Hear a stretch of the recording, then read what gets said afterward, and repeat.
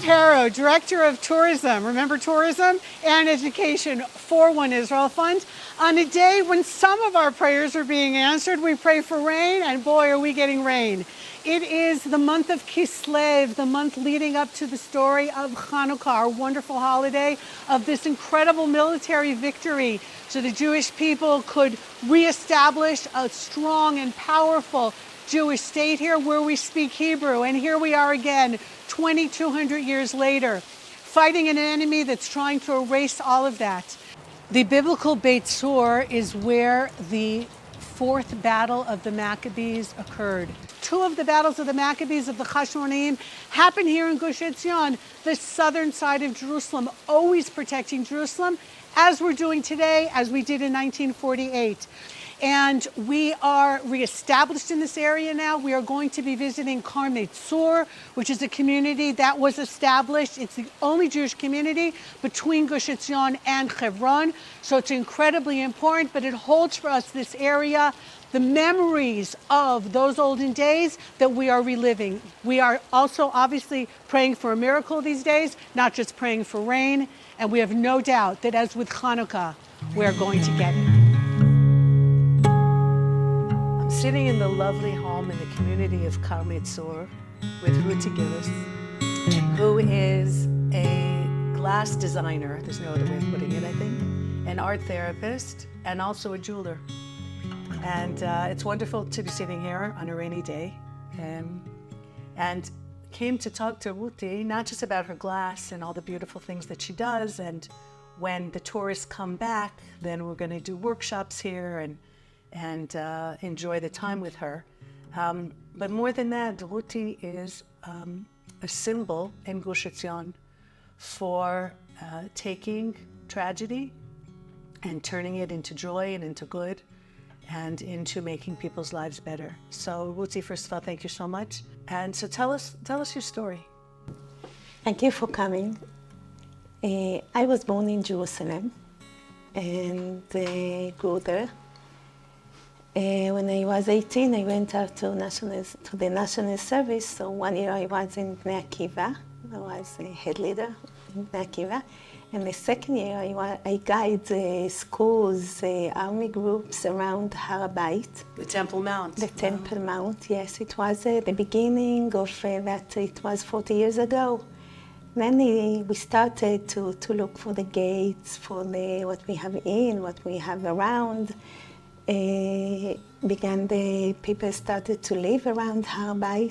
It was very, very special time for me. Mm-hmm. Wow. And Jerusalem is part of my heart. When people asking me where I'm from Karmei Tzur, but really I'm from Jerusalem. I am Yerushalmit, how we say in Hebrew. So one of my first work, when I started to make stained glass work, was a dish for matzah. That one of the sides is Yam Suf. It's the Red Sea. The Red Sea. Okay. And the other side is the temple, the Beit Hamikdash. Wow. Because the Geulah is going from Kriyat Yam Suf to Beit Hamikdash through the matzah, through the mitzvot, through the life.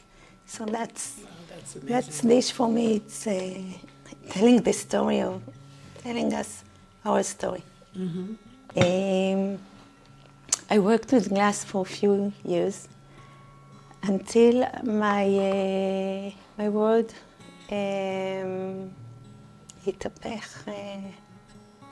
changed when collapsed. At 2021, we had the second Intifada, what 2001. we called. Yeah. It started then. Right. And on February, Shmuel, my dear husband, was on his way home. We waited here for Abba to come. And those bad people were in a car, past his car, and shot him, killed him, and murdered him. I didn't have to wait so many years to know how bad they are, how evil they are. I know it then. Shmuel, he was a physician. In his work, he saw many of Arabs or ill people. And one of them was working with Arafat, the leader of the Palestinians. And when he went, he gave Shmuel his phone number. If you need something, when the Rais will be here, the big leader, and you need something, I'll help you. Now, Arafat is in the history of us. But after what happened, he phoned to Hadassah, to one of the doctors there, and he told them, we made a mistake, we didn't want to kill Dr. Gillis. And when they told me that, I was laughing maybe, it wasn't funny, but they wanted to kill a Jew. They got one of the best of them. There is many good people, good Jews, but Shmuel was one of them. And after he was killed, they made a special Shema Yisrael in his name for his memory that was in our shul. And then I saw those pieces of glass. I needed something different. As I was walking in Jerusalem, and I saw a big bowl from glass. And I felt that's what I want to do. And I started to figure out how you do it. I asked friends, I asked people I know they're doing things like that. And when I realized what I need, I bought a big kiln and I started to work in my studio upstairs. After what happened, I felt that all kind of artwork can help me, and I felt I want to connect my art designs to Shmuel, to our life. So first thing that I did then was a chuppah from his talit. Wedding canopy. Yes, and I made it for Hachnasat Sefer Torah of Reinhardt. Reinhardt wrote a special Sefer Torah for the name of Shmuel, and I wanted to do something for that event. And so everything was ready, so I made the chuppah from his talit, which was very special. And afterwards, many people took it to all kinds of weddings all over Israel. It was very special for me to give it out. I remember well the winter of 2001 and what I refuse to call the Intifada, but the Oslo Wars. What we're suffering from today in the war against Hamas is a direct result from that terrible mistake that we did, arming terrorists and creating some kind of pseudo-state. And a lot of people have been killed because of that. But just a few days after your husband was killed, one of the kibbutznikim here, Tzachi Sasson, was also killed on the road. The roads at the time were very dangerous, and I remember that. And what you did then, along with his widow, is something that transformed, I think, all of Gush Etzion, the entire region. The personal grief that you felt and the inner circle and the friends and the community that you had became something much, much bigger. So if you can tell us a little bit about the Pina Chama, the warm corner, and where the idea came from and how you were able to establish it. We were sitting here, Shiva, and one of the days came here a group of soldiers, and they told me that they are the soldiers that here in the area, and they wasn't there when it happened. They had to be in the area, but they weren't there. So I felt that something happening inside my soul, and I understood I must choose if I want to be angry that they weren't there, to say it's not okay, you have to be there, whatever, or to do something different. And on that time I had the idea that if I want that something like that won't happen again, I must give the soldier the strength to be here. because I know they're working very hard in Gush Etzion.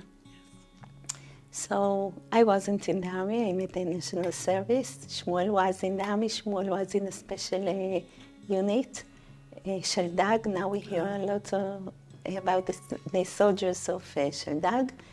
And he was a doctor there in the unit, but he wasn't here to help me, to think what the army needs. So I did what I know. And I know to have a cup of coffee helps you always. So I thought to make a little place on where Shmuel was shot. Now it's next to Beit Bracha, south of Beit Bracha. And to make a cake every day with my children, come there at 5 o'clock, the soldiers will come and will tell them, we love you. We made you a cake, but you should know, we must get home safely. That's your mission. That was the basic idea of the Pina Chama. And I told here everybody, that's what I want to have, that's what I'm going to do. But a week afterwards, I understood that I forgot the idea that I'm alone. There is no one to help me in the evenings, as Shmuel came always and helped here and was part of the house and everything on me. And my children told me that they're very sad, but they have things to do, other things to do. And the truth is that to bake a cake was so hard to me, because bake is the family, is the happiness, is now to bake cakes, I couldn't. It was very hard to me. I did it for Shabbat, but it was very hard. So they put a mechola container in the Gush Etzion Junction, and they told me from the Motza, the regional council, that it's waiting for me. A shipping container. Yes, that was what the few months passed.